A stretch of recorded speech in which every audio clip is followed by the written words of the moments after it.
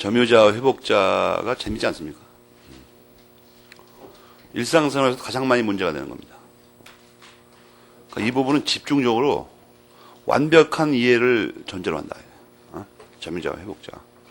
점유자와 회복자의 관계 있죠. 이게 매우 중요한 거예요. 오늘 나오는 프린트 1페이지에 나오는 빼앗긴 물건을 찾아서 거기도 관계가 돼 있어요.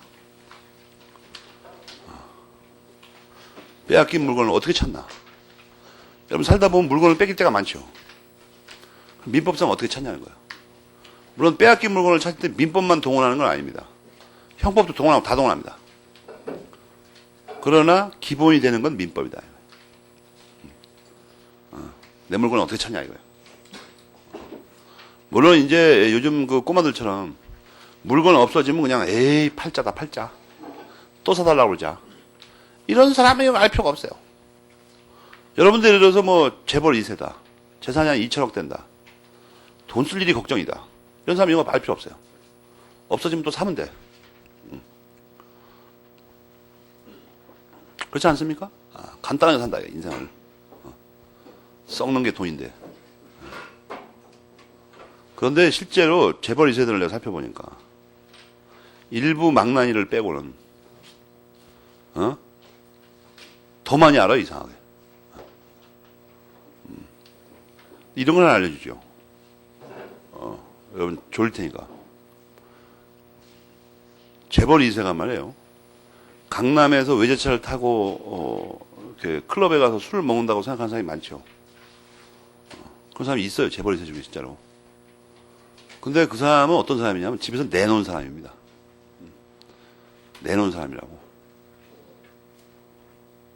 여러분 요새 그 2세들 그 회장된 사람들이 있죠. 그 사람들 그 표정을 텔레비전 나올 때 한번 가만히 봐봐요. 거짓도 못해 잘. 몸이 망가져가지고. 잘 걷지도 못한다고. 얼굴이 좀 병색이 돌죠. 전부 가끔가다 비행기 타고 미국 가서 치료하고 오죠. 이상하게. 그런 거 보고 느끼는 바가 없습니까? 그 사람들 젊을 때 강남에 외제차 타고 와서 수표 뿌리면서 술 먹은 적이 없어요. 그 사람들은. 그 사람들은 대부분 아버지 얼굴을 잘 못 본 사람들입니다. 그러니까 강남에서 외제차 타고 술 먹은 사람이 있죠. 재벌 2세인데 분명히. 그 집안에서 내놓은 애들입니다. 경영에 절대 참가 안 시키는 애들이에요. 그러니까 너는 가망이 없는 애니까, 그래, 너는 그냥 돈 몇 푼 갖고 와서, 흥청망청 쓰고 놀다가 꺼져라, 이런 얘기예요. 후계자들은, 후계자 아니더라도, 자기 회사를 떠넘길 정도 되는 사람들은 일반 사람이 얼굴을 볼 수가 없어요. 경호원까지 따라다녀요. 접근 못하게. 그리고 대부분 유학 가거나 아니면 한국에 있어도 다른 사람을 만날 시간이 없는 사람들이에요. 시간이 없다고. 강남에 가서 논다는 건, 그 사람 강남이 어디인지도 몰라요, 후기자들은. 뭐 하는 데지도. 얘기만 들어서 알지. 그러니까 강남에서 노는 애들은 그 쓰레기 같은 애들이에요. 집에서 내놓은 애들. 그러니까 마약이나 때려 피고, 기비들하고 놀고 그런다고. 별 일 없는 애들. 사람들이 그걸 몰라, 이상하게. 여러분, 재벌 회장들 가끔 보면 그런 거, 여러분 저런 거 봤습니까? 옛날에 그 SK 쪽에서는 회의에 참석하는데 산소 마스크를 쓰고 나타나요. 몸이 완전히 가버려가지고. 그래서 죽어버렸죠, 그래갖고. 죽을 때도 안 되는데. 이건희 회장도 얼마 전에 기자회견에서, 이건희 회장도 잘 걷지도 못하죠, 혼자서. 얼마 전에 기자가 인터뷰했을 때 평생에 가장 하고 싶은 일이 뭐냐고 물어봤어요. 잠을 자는 거예요, 잠을 자는 거. 기자가 놀래가지고 왜 잠을 못 잤냐고 그랬더니 18세 이후에 하루에 4시간 이상을 자본 적이 없다는 거죠. 그렇게 힘듭니다, 거기가. 이게 우리나라 사람들이 사람이 썬데이 같은 데 보면, 스포츠 같은 데 보면, 돈 많은 집 아들이 강남에 가서 외제 타고 수냐 퍼먹까지 있다. 그 쓰레기 같은 놈들입니다, 그거. 집에서 내는 놈들. 그럴 시간이 없어요. 왜 그런 걸 모르는 거야, 이상하게. 여러분, 주변에 저기 없어, 그렇죠? 재벌 인사가 없어가지고. 내놓은 놈 말고 제대로 된 놈. 걔네들은 놀 시간이 없어요. 대부분 그리고 택시를 못 타봐요. 반 죽는다고, 그냥. 심지어 현대가의 지금은 회장이죠. 독립한 계열기업에. 그 사람은 그 회고를 이렇게 써놨어요. 자기 젊을 때 한 10년 동안은, 20대 10년 동안은, 그, 평범한 집에 태어났으면 좋겠다고 생각한 적이 있었다고 그래요. 10년 동안. 너무 힘드니까, 따라가기가. 얼마나 괴롭혀야 되는지 하여튼. 왜 괴롭히는 겁니까? 그 괴로움을 당하지 않으면 리더가 될 수가 없어요. 수십만 명의 임원을 거느린 그 지휘자가 될 수 없다고. 요새 그리고 천박한 이해 중에 하나가 있는데, 그 여학생들이 잘못 알고 있는 거잖아. 조선시대 때 며느리가 말이에요. 그 완전 그 인권을 무시당하고 반병신 됐다 이거예요. 누가 그래요? 무식해서 그래요, 무식해서. 사대부 가문에서는 며느리가 들어오면 그 집안을 나중에 담당해야 됩니다. 집안의 왕이라고. 여러분, 우리나라에서는 부인을 표현할 때 안주인이라는 말을 쓰죠. 궁궐에서조차도 국왕이 터치하지 못하는 게 그 집안 살림이에요. 대비가 왕입니다, 그냥. 국왕이 여러분 대단하다고 생각합니까? 대단하긴 하죠, 물론. 근데 궁궐 내에서 대비가 열받아가지고 화나가지고 밥 주지 마 이러면 못 먹어, 밥을. 대비의 명을 어기고 만약에 누가 밥을 주고 나면 목숨이 나왔다 갔다 합니다, 지금. 아무리 왕의 총애를 받아도 대비가 만약에 벌을 준다고 작심을 하면 못 살아남아요. 우리나라에서는 그 사대부가의 그 안주인의 그 권위가 막강합니다. 그러니까 시어머니 쪽에서 그 왜 이렇게 괴롭히냐면 시어머니가 자기도 겪어봐서 알잖아요. 혹독한 훈련을 거쳐서 열쇠를 넘겨줘야지 이게 집안이 왔다 갔다 하는데 그 나이 어린 며느리한테 갑자기 열쇠를 넘겨줘 버리면 오냐 오냐 하고 집안 망해버려 그냥 말아먹어버리니까. 그러니까 한 보통 기간이 그 역사서를 조사하면 9년 정도 9년.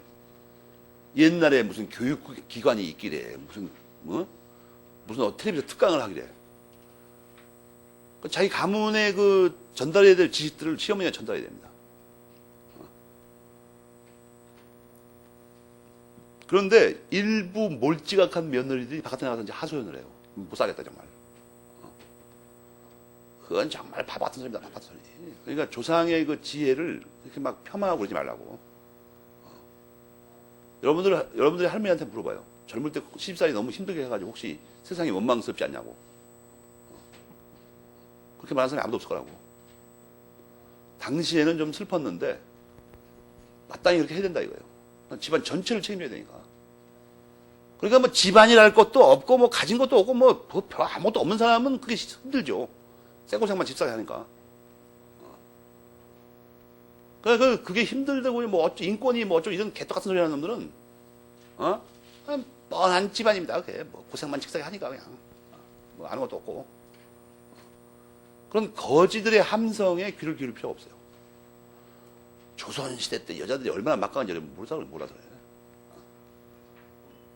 남자들이 소리만 지르고 다 하는 거 같지만 남자들이 집안에 들어가는데 밥을 안 주면 못 먹는다니까요. 아예 성질나서 안 줘버리면 막강합니다. 고난이. 용돈 안 주면 돈 없는 거예요. 그냥 남자는. 여러분 뭐 남자들이 뭐 옷 갈아입고 맨날 술집에 가서 놀고 이런 것 같으죠. 술집에 돈이 있어야 할 거 아니야. 돈을 주니까 가는 거예요. 마누라가. 돈 안 주면 어디서 나 돈이. 그 살림에 관한 재정에 관한 전권을 쥐고 있다고. 그러니까 여자 잘못 나가면 뭐 옷도 막 안 빨아주고 이러면 그냥 거제서 입고 나가는 거예요. 그냥 궁궐에도. 그런 거 모르니까 점유자와 회복자를 모르는 것 같아요, 이제. 그리고 여기서는 과실에 대해서는 앞에서 배웠고, 두 번째가 뭐예요? 202조. 거기 제목이, 76번 제목이 뭐죠? 점유물의 멸실 훼손에 대한 책임입니다. 이것은 불법행위 책임인데, 뻔히, 불법행위 책임인데, 선의 경우에는, 선의 점유자의 경우는 책임이 경감됩니다. 알겠습니까? 책임이 경감된다. 어떻게 경감되냐? 현존 이익의 한도에서만 배상 책임을 진다. 되어 있어요. 이게 불법행위에 대한 특칙이에요. 이 부분만. 알겠습니까? 그런데 말이에요. 악의는 뭐 불법행위하고 똑같습니다. 악의는. 그러니까 큰 문제가 없죠. 여러분이 볼 때. 큰 문제가 없다.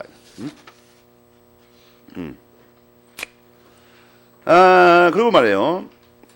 이 202조도 조심할 게 뭐냐면 202조 그 후단을 보게 되면 대입해서 공부해야 되죠. 대입.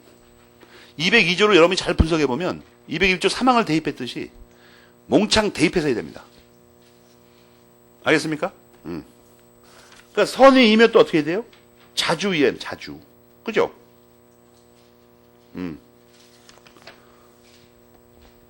현존이익에 책임을 지는 거는 그러니까 그걸 애당초 공부할 때 대입해서 공부하라고. 따로따로 외우고 이중 삼중으로 외우지 말고 법조문을 보고 다 대입해요.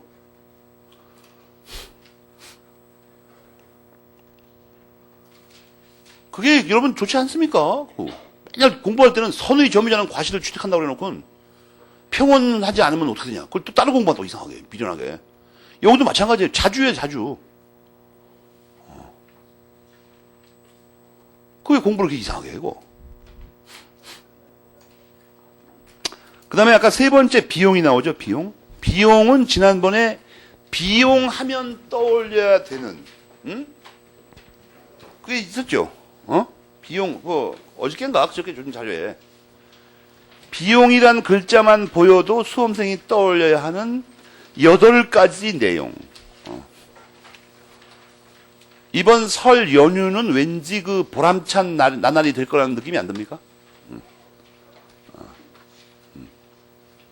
내 인생에서, 내 법학 인생에서 2004년에 그 설 연휴 닷새.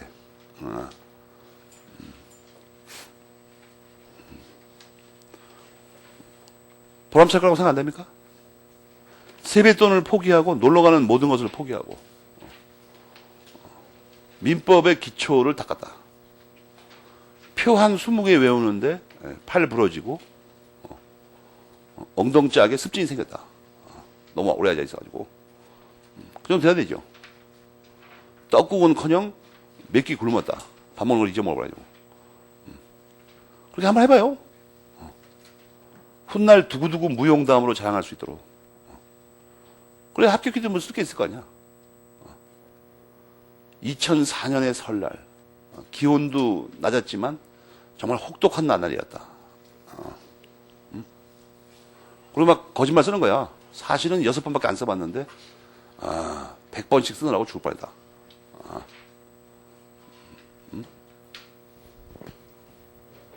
그 비용에 관한 설명입니다. 여기서 첫 번째 로만자 1번을 보면 로만자 1번 이제 203조에 관한 거죠. 그런데 민법상의 비용 전체에 대한 구조를 설명하고 계시죠. 여러분 그 박스의 맨 밑에 있는 거 있죠. 비용 상환에 관한 민법상의 구조. 그게 로마자 1번에 나오죠. 여러분이 알아서 정리해봐요. 본권이 있으면 어떻게 돼요?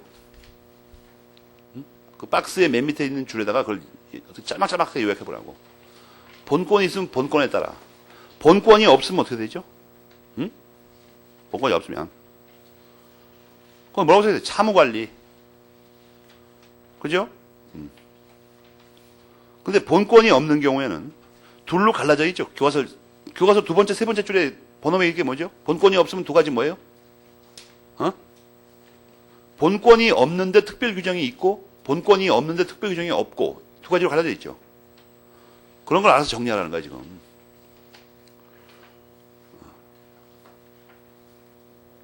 민법에서 돈 들어갔다고 하면은 문제되는 거.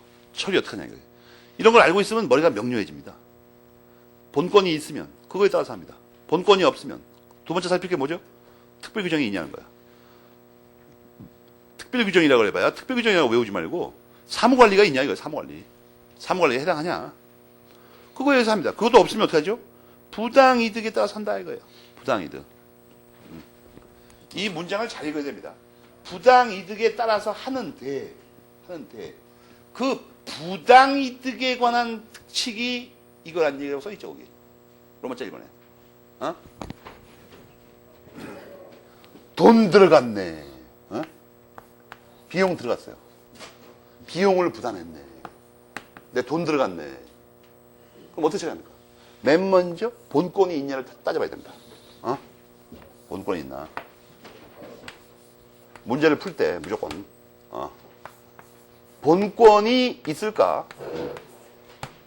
있네. 없네. 이래요. 본권이 있으면. 본권에 따라서 처리해요. 그거 당연한 거야. 본권이 없네. 그럼 두 번째로 따지는 게 뭐예요? 특별규정. 특별규정이 있나?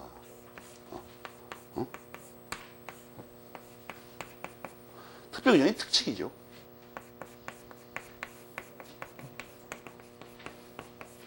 특별규정이 있네, 없네.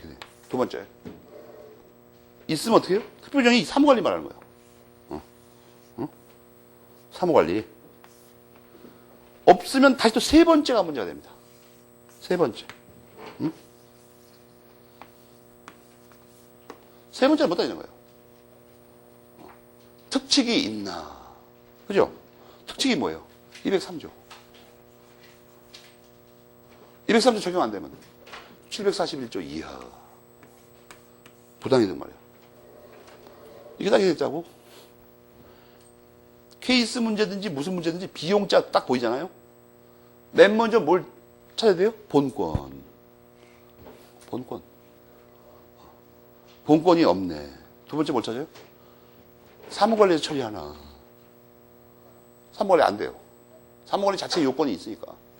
그럼 어떻게 해요? 그럼 부당이득에 따라서 하는데 그걸 일반화시키면 203조가 걸리나. 203조. 203조가 뭐 하는데 걸리는 거예요? 점유자와 회복자의 관계인가? 아니네. 그러면 어떻게 됩니까? 부당이득으로. 알겠습니까? 간단하잖아, 이거.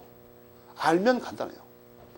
앞으로 여러분이 인생을 살아가면서 정년 퇴직할 때까지 비용 문제가 나왔네. 판결을 하는 문제네. 뭐 누굴 기소해야 되겠네. 횡령으로. 변호사를 하네. 보직을 잘못 받아가지고 송무 검사하네. 서류를 보니까 비용이 보이네. 법원에 근무하긴 하는데 재판을 연구만 하네. 재미없게. 근데 판결문 읽다 보니까 비용이 나오네. 그럼 따져봐야 돼요. 이 주어진 사안에 본권이 있나? 본권이 없네. 사무관리가 있나? 되나? 그것도 안 돼? 203조가 적용되나? 회복자인가? 그것도 아니고 아무도 없네, 보니까. 그럼 부당이득으로 처리하네. 그렇게 된 거예요. 그럼 여기서 정확히 알 수 있는 게 하나 있죠. 뭐예요? 이 203조가 알고 봤더니 부당이득의 특칙이네. 이렇게 되죠. 이 자체는 부당이득의 특칙이에요. 그렇잖아요. 특별규정이라고 했으니까. 특칙. 이게 일반 규정입니다. 알겠습니까? 그 로마자 1번이 그렇게 중요한 규정입니다. 로마자 1번.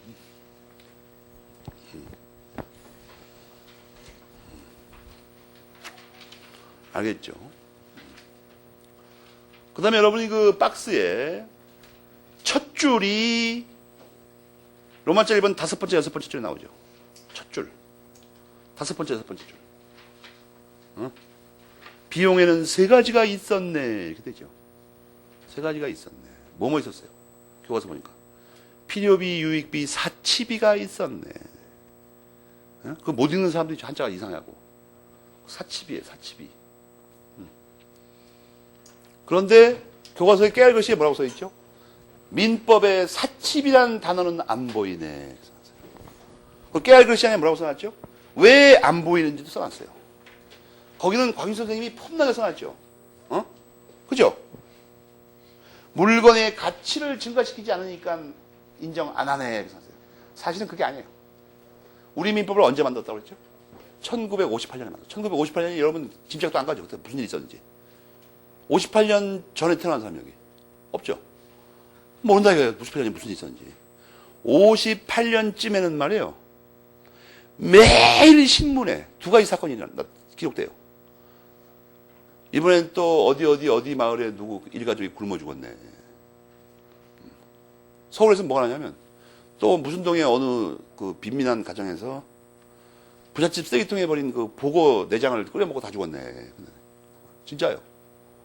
진짜라고. 그럼 국립중앙도서관 가가지고 옛날에 신문 다 이게 마이크로 필름을 처리해놨죠. 그거 찾아봐, 그 당시 걸. 그게 안 나온 날이 있나? 없어요. 안 나오는 날은 그게 뭐 하는 날이냐면 다른 중요한 사건이 있어서 지면이 모자라서 안 나오는 거예요. 지면이 모자라서.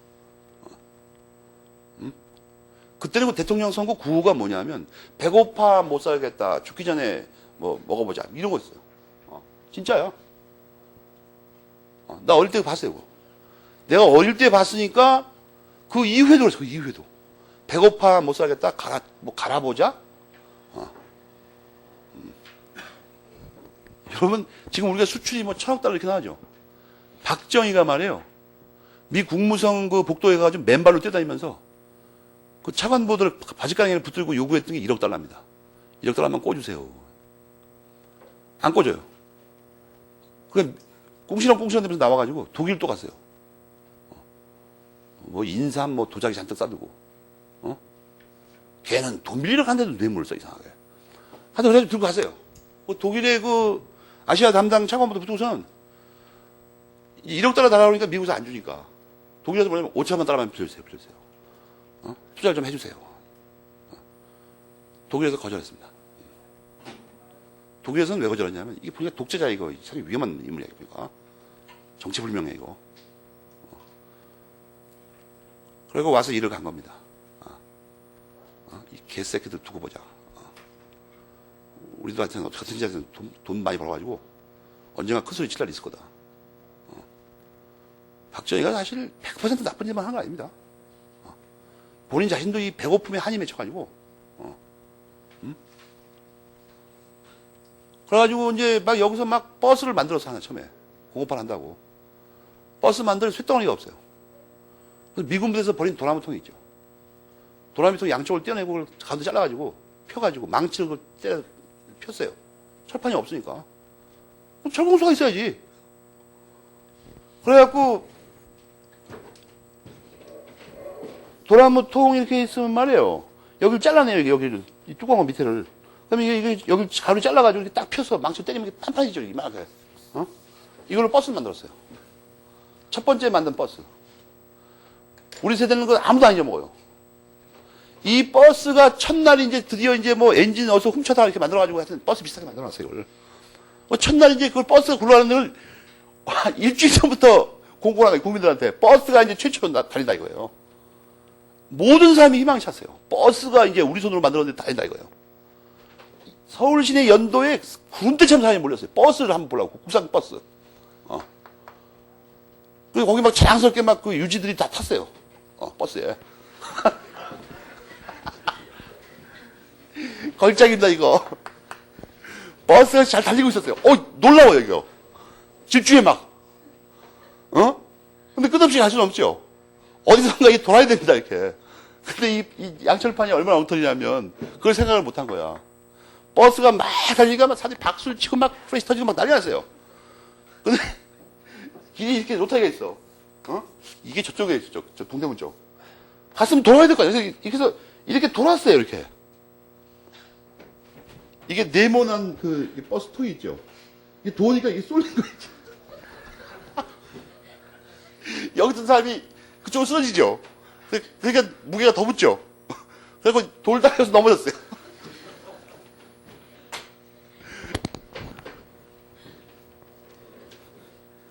박정희가 어이가 없으니까 그랬을 거 아니에요. 자기도 속으로 무슨 버스가 저래 저거. 돌다가 넘어져. 여러분 지금은 여러분 웃지만 우리 때는 청천벽력이었어요. 그게 모든 희망이 사라졌다니까. 버스 하나 만들었는데 우리 손으로 넘어져서 돌다가 이게 아수라장이 됐어요. 사람들이 넋이 나가버렸어요. 야, 우리 버스도 하나 못 만드나 이거. 박정희가 생각을 고쳤습니다. 이거 안 되겠다 이거. 양철판 펴가지고 이게 안 된다 이거예요. 그래갖고 할 수 없이 일본과 손잡은 겁니다. 일본의 자동차 공업이 그 당시 막 일어나고 있었거든. 선진적으로. 지금도 자동차는 일본이 쓸어버리죠. 전 세계를. 그래서 가서 붙들고 매달린 겁니다. 좀 합작 같은 거 해갖고 우리가 좀 일은 공짜로 할 테니까 그냥 먹여만 달라. 자동차 기술을 배우려고 했던 거예요. 일본에서 더럽게 안 익게 해가지고 하여튼 거의 구걸하듯이 해가지고 합작한답시고 뭐 택시 뭐 몇 개 사갖고 왔어요. 극비리의 명령을 내린 겁니다. 택시 몇 대 빼돌려가지고 야 그걸 뜯어가지고 똑같이 한번 만들어봐. 리버스 엔지니어링이라고 그러죠. 분해했다가 다시 조립하는 거 비슷하게 만들어가지고 그거를 수백 차례 반복했습니다. 끝내 그 엔진의 핵심 부품은 못 만들었어요. 기술력이 한계가 있으니까. 나머지는 거의 다 만들었습니다. 그 주역이 누굽니까? 현대자동차예요. 기아하고. 요즘 만들죠. 차를, 국산 차를. 저 차가 말이에요. 비극적인 어떤 역사를 담고 있는 저게. 나는 우리나라의 모든 차를 볼 때마다 저 생각을 합니다. 코너를 나는 그래서 내가 운전할 때도 코너를 돌 때 막 조마조마합니다. 이게 한쪽 쏠려가지고 이게 넘어가지 않나 이거. 그런 시절이에요. 그런 1958년 무렵에 만약에 민법에다가 사치비를 상환하라고 써놓으면 맞아주고 잘못하면 맞아 죽는다고. 그러니까 빼버렸어요. 여러분 이제 앞으로 나가면서 1958년 그 빈곤하던 시절에 만든 민법의 특징을 여러 군데서 보게 됩니다. 제일 먼저 나오죠, 이게. 사치비를 인정할 수가 없어요. 필요비, 유익비도 지금 상환을 못 받을까봐 겁이 나 죽겠는데.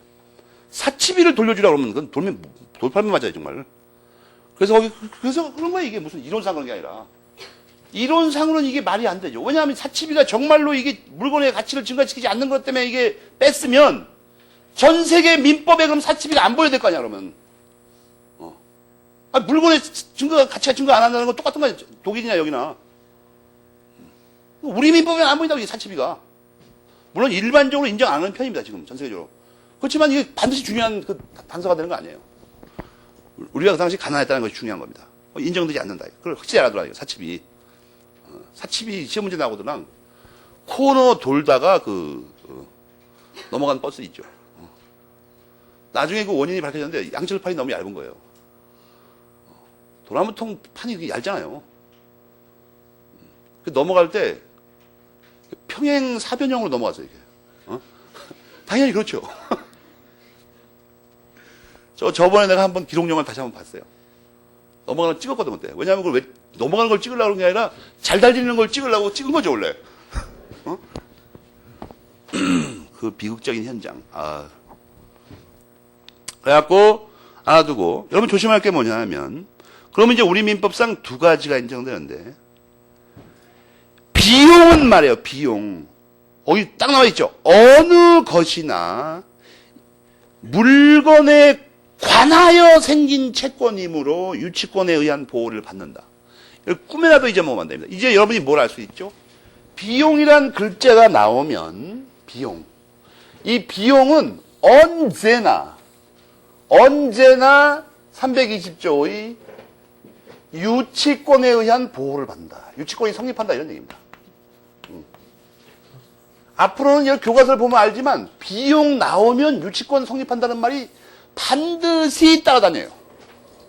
알겠습니까? 그 나중에 배우는데 여러분이 나중이라고 할 거 없이 이 물권법 교과서에 유치권이 나오니까 그걸 또 다시 한번 우리가 확인해보자. 다시 한번. 유치권에 관하여 생긴 거에 이 비용은 항상 들어간다. 항상. 285페이지. 285페이지의 큰 제목이 뭐예요? 유치권의 성립. 작은 제목은 뭐예요? 유치권의 성립 요건. 거기 맨 밑에 괄호 A번. 거기 나오죠. 비용 상환 청구권. 알겠습니까? 비용 상환 청구권. 알겠죠? 언제나 성립한다.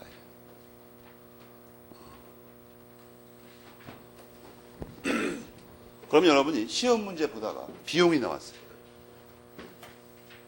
그러면 이 지금 순서 있죠? 검토 순서. 이게 떠오르면서 비용이란 글자만 나와. 또 비용 대신에 비가 나오는 수가 있어. 필요 비, 유익 비. 뭐 아무거나 상관없어요. 이 비라는 글자가 나오잖아요. 이게 요새 내가 요새 그 텔레비전 보면서 느낀 거 하나 있는데, 응? 민법처럼 이런 이름을 가진 연예인도 있더라고. 어? 어? 이게 워낙 중요하니까. 민법이 핵심적인 사항 중에 하나, 이게. 알겠어요? 그래가지고 이거가 나오면 우선 이 순서, 검토 순서가 떠오르면서 이거를 꼭 따다니는 제도가 두 가지 있어요. 그게 부당이득하고 유치권입니다. 알겠어요? 부당이득하고 유치권.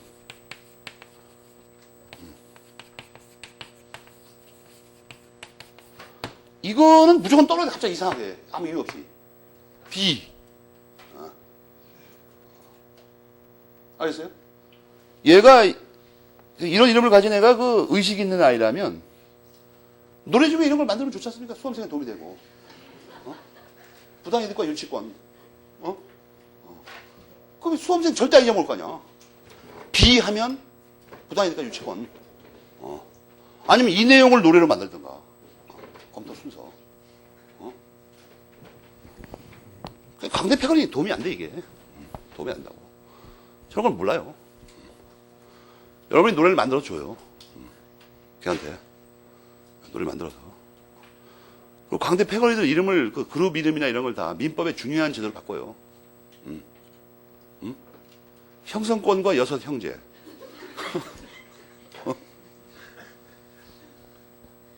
아니, 안 외워지면 그 수밖에 없잖아, 그거.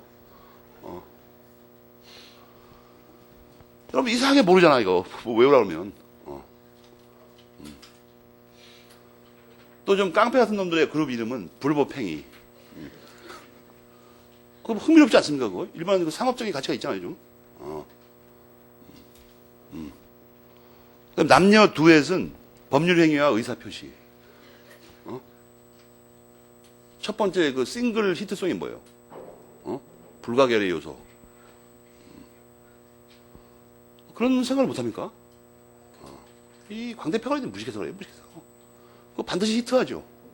우리나라 사람 좀 어려운 말 나오면 히트해요. 유식한 척 하려고. 근데 그런 가사를 쓸래도 여러분이 그 쓰지 못하는 이유는 뭐죠? 실력이 없는 거야, 이거. 거의 그거 알겠습니까?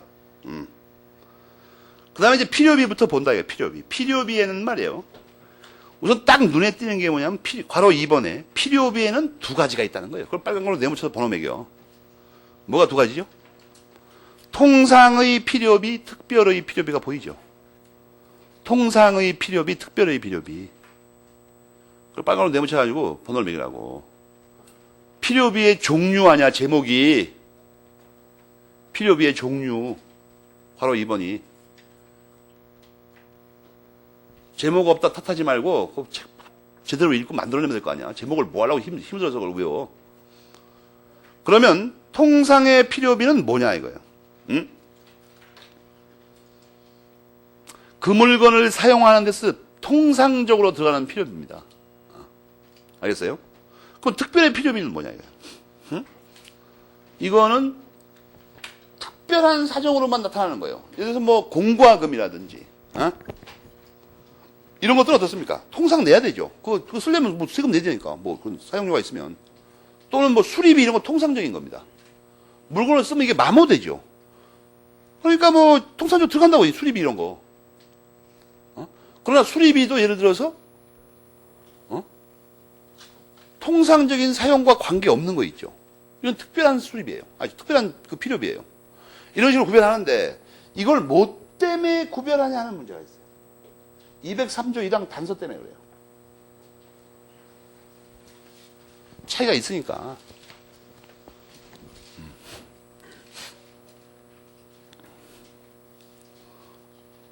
근데 여러분이 학생들이 그 문장을 못 읽는 거 하나가 어떤 경우에 통상의 필요비를 청구하지 못한다고 써 있습니까? 어떤 경우에? 과실을 취득하는 경우라고 써 있죠. 과실을 취득하는 경우를 여러분이 공부할 때, 과실을 수취하게 되면 아마 이게, 그게 아니에요. 그 과실을 취득하는 경우는 전적으로 201조 1항만 얘기합니다. 알겠습니까? 201조 1항. 왜냐하면 201, 2, 3조가 이게 연결된 조문 아니에요. 그 자체 내에서만 의미가 있어요. 201조 1항의 경우에만 통상의 필요비를 청구하지 못한다고. 그러니까 내가 아까 201조 1항을 선의 점유자는 과실을 취득한다고 외우면 안 된다는 거예요. 그럼 틀려버려 문제가. 반드시 어떻게 외워야 돼요? 선의 평원 공연한 점유자는 과실을 수취할 때는 어떻게 돼요? 통상의 필요비를 청구하지 못합니다. 그걸 명확히 알아야 돼요.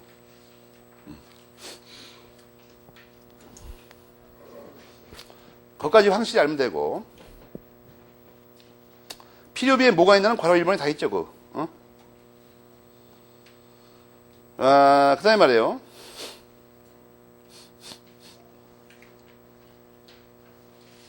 유익비가 나오죠, 유익비. 유익비는 또 뭐야? 거기 나와 있죠. 근데 참, 여러분 용어를 뜻을 모를까봐. 필요비는 유지수선비입니다. 유지수선비. 박스에 써 있죠, 박스에. 그러니까 유지수선이라는 말이 만약에 교과서에 나오면 그건 필요비를 설명하고 있는 중입니다. 알겠습니까? 필요비라고 안 써도. 나중에 그 임차권이나 이런 데서 엄청 문제가 됩니다. 물론 여기서도 문제가 돼요. 용익권에서 다 문제가 되니까. 용익권에서는. 그런 걸 잘 알아야 됩니다. 이 과금 같은 데서는 필요비라고 안 써놔요. 유지수선비. 이렇게 써놔버려요. 그게 필요비예요. 박스에 다 들어가 있죠. 프린트 박스에.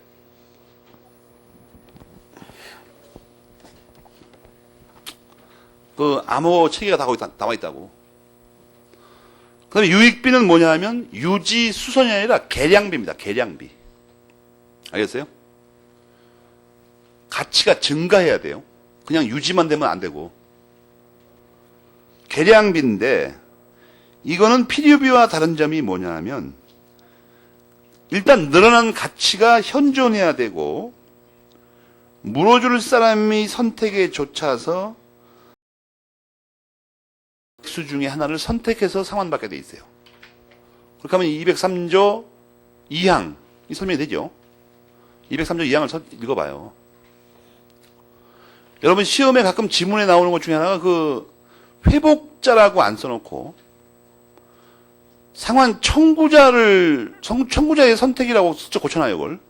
그게 아니고 물어줄 사람이 선택하는 겁니다. 어떤 걸 물어줄까? 그 다음에 203조 3항에는 뭐가 써 있죠? 법원이 상당한 기간을 허여할 수 있다 이렇게 돼 있어요.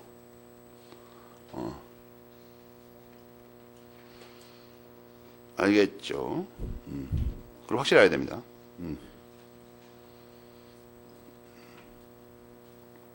그거를 확실히 써놓으라.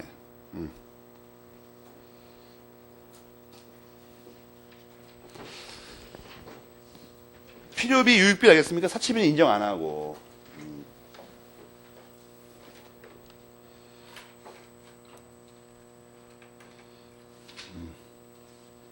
그거를 확실히 알아야 됩니다.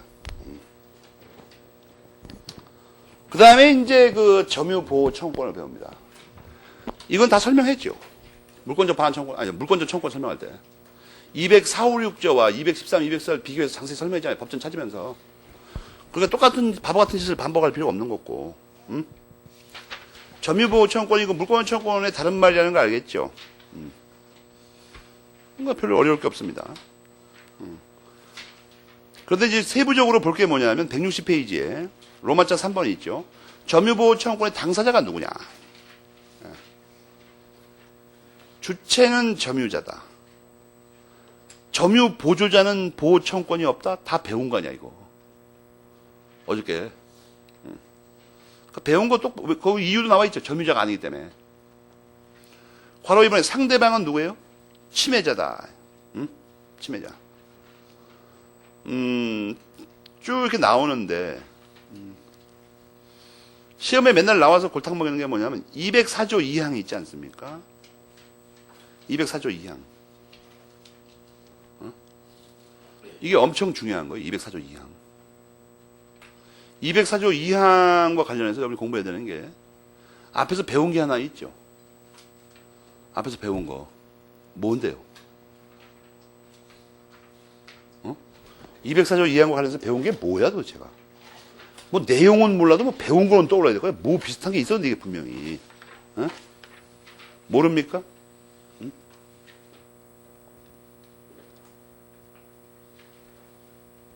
(127페이지) 괄호 3번이 있죠. 127페이지 괄호 3번. 양쪽에다 인용을 해놨어야지. 127페이지 괄호 3번이 문제가 된다고. 거긴 특정 승계인이 다 포함되잖아요. 근데 204조 2항은 포함 안 되잖아, 지금.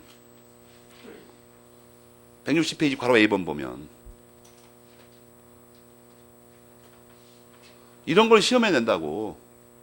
케이스 풀 때 그러고, 선의 취득으로 반환받을 건지, 점유물 반환 청구권 같은 걸로 반환받을 건지를 겹칠 때, 이게 당장 문제가 돼요. 이게 승계인한테 넘어가 버리면, 이걸로는 잘못하면 못 받는 수가 있어. 반환 청구권으로는. 선의 취득은 받을 수 있지만, 당장 문제가 된다고. 그 다음에 또 한 가지, 이번에 한 가지가 늘어납니다. 특정 승계인에 관해서 한 가지가 늘어난다고. 뭐냐면, 그 밑에 있는 괄호 B번 있죠. 160페이지. 응? 이 경우엔 특정 승계인이 아예 상대방이 안 됩니다. 애당초.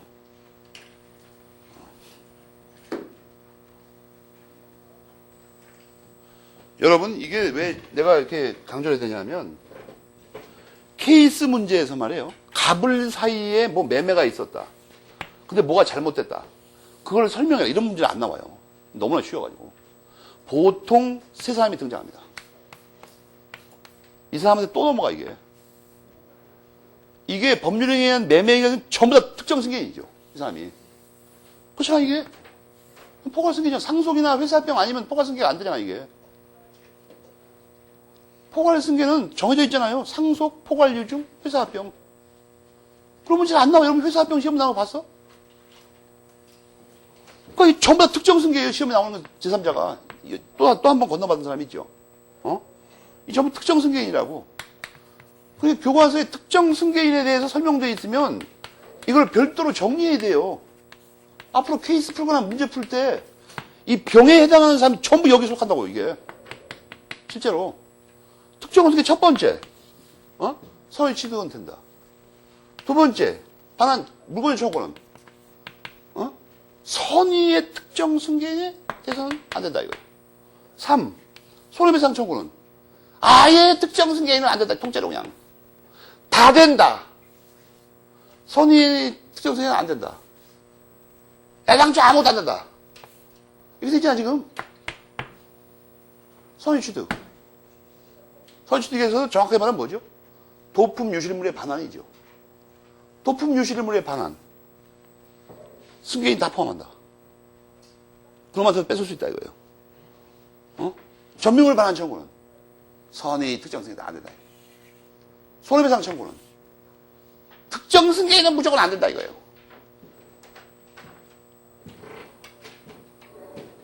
특정 승계에 딱 나오는데 세 가지가 안 떠오르는 사람이 수상한 사람 아니야 이거. 다 배웠는데 이게 교과서에는 따로 떨어져 있죠. 몰아서 알고 있어요. 몰아서. 특정 승계인은 민법에서 어떻게 되는 건가? 도품 유실물의 반환 청구, 목적물 반환 청구, 손해배상 청구, 각각의 상대방이 되냐 이거예요. 앞으로 여러분은 민법 시험 보다가 특정 승계 이런 말만 나오면 특정 승계의 가장 대표적인 게 뭐죠? 양도예요. 그런 거 나오면 갑자기 저 떠오르는 거야.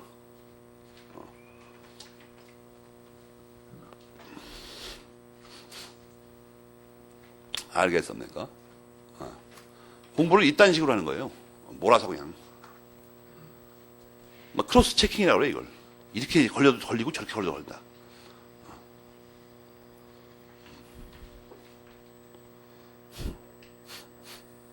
이런 걸 왜 말을 해줘야 됩니까? 여러분이 특정 승계? 어디서 많이 보던 건데, 이거? 지금 이 내용을 거기다 써놓을 게 아니죠, 원래. 민법 총칙의 특정 승계가 나오죠. 거기다 써놓으면 나중에 복습할 땐 미리 봐도 되는 거 아니야? 여러분이 다 한번 봤으니까, 강의 듣고. 민법 총칙의 특정 승계는 권리 변동에 나올 거 아니야? 특정 승계, 특정 승계 찾아가지고, 거기다 써놓는 거 거기다 빨리. 특정 승계 세 가지. 도품 유실물 반환 다 돼. 점유물 반환 선의 안 돼. 손해배상 청구 무조건 안 돼. 그거 모를 거면 특정 승계 뭐라고 배우고 앉아서 그걸 알아야지. 바로 핵심이 그거 아니야. 이제 보니까 시험 문제 푸는데 필요한 게. 점유물 반환 청구 옆에다가는 뭐라고 쓰죠? 204조 2항. 조문에 써 있으니까 선이 안 된다고. 엄청 중요한 거야, 이거. 총칙에도 나오고, 물권법에도 나오고, 막 뒤에도 나오고, 앞에도 나오고, 이런 중요한 거, 이거는 무조건. 글자가 똑같은 게 나오는데 왜 공부를 안 하는 거야, 이상하게. 선생님이 맨날 그 소리를 해야 돼. 그건 시간 다 잡아먹으려고.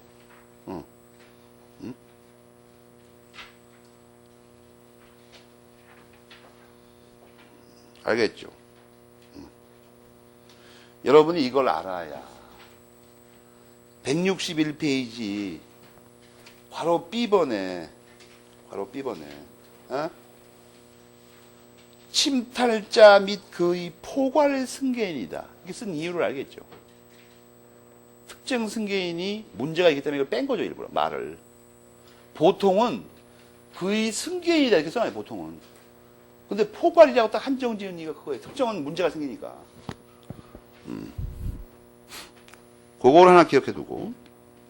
지난번에 그 요건 중에 161페이지 메뉴에 침탈에 대해서 설명했죠. 침탈. 이 여러분이 지난번에는 침탈 말고 뭘 배웠죠? 이탈, 박탈을 배웠잖아. 이탈, 박탈은 어디서 나왔어, 갑자기? 점유 이탈물 아니야. 거기 뭐가 들어가죠? 도품 유실물. 여기서 그러면 탈이 나오면 뭘 알 수 있어요? 거기 똑같은 말이 보이죠? 그의 의사에 의하지 않고. 그죠? 거기 써있네. 161페이지 메뉴에. 그의 의사에 의하지 않고. 그게 보입니까? 그게 보이겠지? 왜 안 보이겠어? 126페이지, 괄호 1번을 봐봐요. 126페이지 괄호 1번, 교과서. 거기 이탈, 박탈이 나오죠. 그래서 탈의 공통점을 찾아서 탈이 뭐예요? 의사에 의하지 않고. 앞에는 의사에 반해서라고 썼는데 같은 말이죠. 탈. 의사에 반할 탈. 정확하게는 의사에 반한 점유 이전을 탈이라고 하죠. 탈. 이탈, 박탈, 침탈.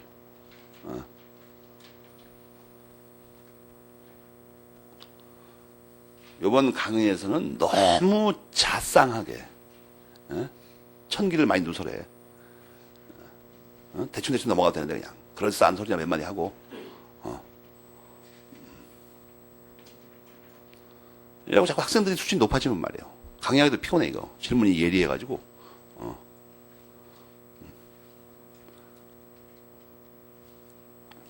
노인들은 가급적 얘기를 안 합니다.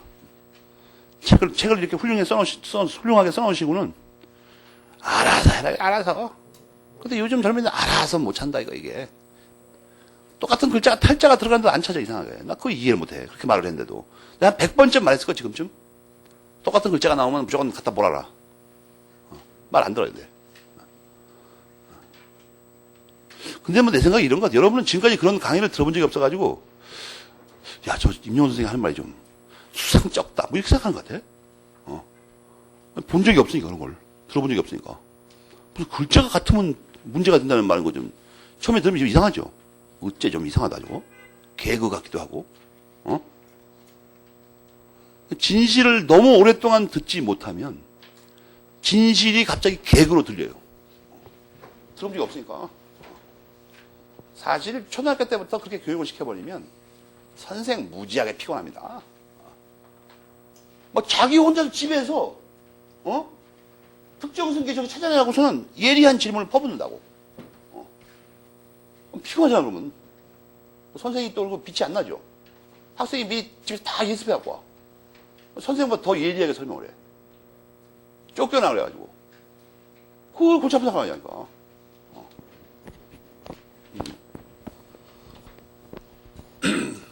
거의 알았습니까? 그 탈을 좀, 오늘 공부한 게 몇 가지예요? 비, 탈, 또 뭐예요? 특정 승계. 앞으로 여러분은 무지한 시간적 전략을 얻을 수가 있어요. 뒤에 나오기만 하면 한꺼번에 다 떠오르니까. 그리고 이렇게 공부를 실력 있게 하면 텔레비를 보면서 비가 나와도 다시 한번 또 음미하게 되죠. 저 자식을 볼 때마다 뭘 떠올려야 될까? 비는 쉽지 않죠. 되게 복잡하잖아요, 비가. 복잡해, 이거. 3단계로 검토하고, 이런 걸 또 외워야 돼. 어디 갔어, 또 이게? 이거. 근데 그 녀석 쌍판을 내가 보니까 저런 게 안 떠올라. 헬렐레 해가지고 자식이. 눈빛이 좀 반짝반짝하고 이래야 되는데. 알겠죠?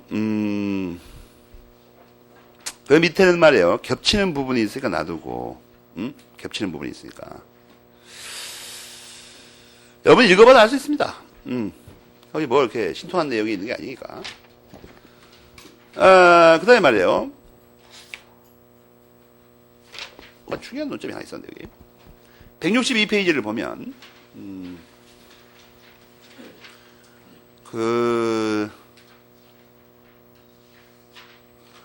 괄호 A번에 별표를 2개 하고, 괄호 A번.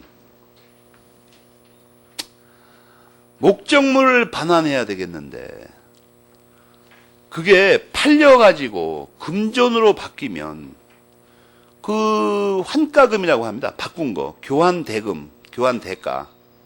이거를 내놓으라고 할 수 있느냐 하는 거예요. 거기 뭐라고 써있죠? 우리나라의 다수선임을 긍정합니다. 물건 못 찾아올 것 같으면 그거를 돈으로 바꾼 돈이라도 뺏어봐야 된다 이렇게 생각하는 게 우리가 다수설이라고. 그러나 거기 보시면 어떻습니까? 곽윤 선생님이나 이용준 선생 이런 분들은 반대한다. 뭐냐 이상하다 이건. 근데 여기에 그 다수설은 사실 그 깊은 뜻인데 이건 부당에 대해서 설명드리려 하고. 요 A번은 무슨 얘기냐 하면 이 점유물 반환 청구권의 경우에 이거 옆에 쓰세요. 747조를 유추적용할 것인가 이 문제입니다. 747조를 유추적용할 것인가.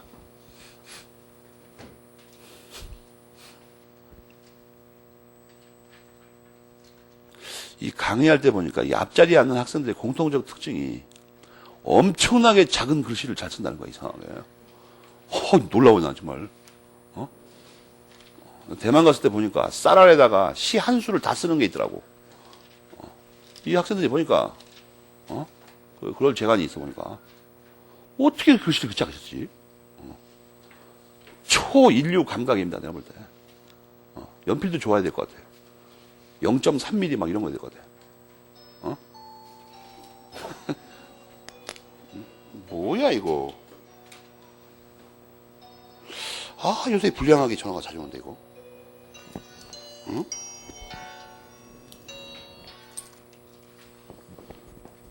거기 알겠습니까? 747조 읽어봐요. 그럼 무슨 말인지 알겠죠? 물건 못 받으면 돈이라도 받는다 이렇게 써있잖아. 747조에. 물건 받을 수 없으면 돈 받는다고 써있잖아, 거기.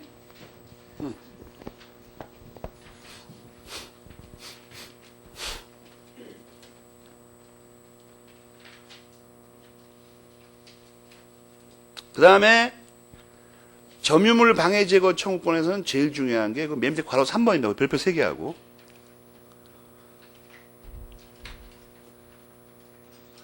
별표 3개. 알겠습니까? 여기서 뭐냐 하면 방해 제거 청구권은 방해가 끝나버리면 방해 제거가 있을 수가 없죠. 그럴 거 아니에요. 그러니까 그 손해배상밖에 그 조문이 적용 안 된다는 얘기입니다. 알겠습니까? 그거를 좀 기억해 두라는 얘기입니다.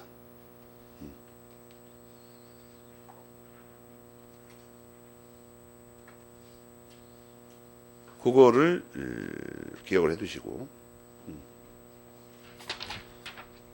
방해 예방 청구권은 뭐 조문 비교하고 이런 건 지난번에 다 했고, 다른 건 여기 특별한 문제가 없습니다. 우리 조문에서 한 가지 이거 조심할 건 뭐냐면, 조문에서 205조 3항이 있죠. 이 공사 착수 후 이렇게 나가는 것들 객관식이 잘 나와요. 그러니까 201, 2, 3, 204, 5, 6조는 암송하고 있어야 된다고. 그럼 계산한 거 시험 문제 내면 못 본 사람은 그건 틀린 수밖에 없는 거 아니야, 이제.